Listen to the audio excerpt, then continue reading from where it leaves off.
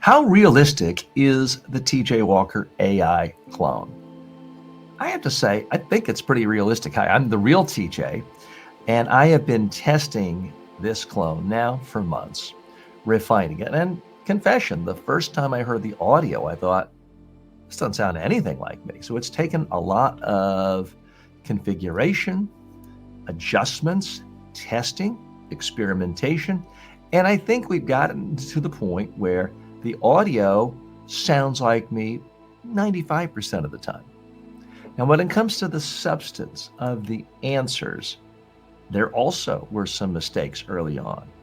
I occasionally heard advice where I thought, well, that's not good advice. That's not what I would say. I've been able to go in and adjust it and revise it and edit it. And I have to tell you, now I've gotten it to the point where I feel the answers, the messages, the training my clone delivers is as good and sometimes better than what I could do myself, because the clone has perfect recall.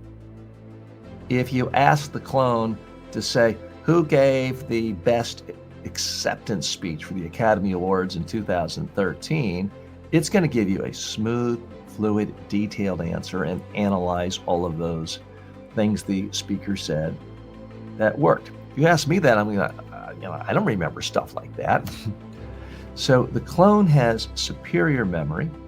It's also, frankly, more efficient, and it can give answers that are more concise. When someone's talking to me, I try to give good advice, but I'm thinking as I'm going, and it sometimes can be more roundabout.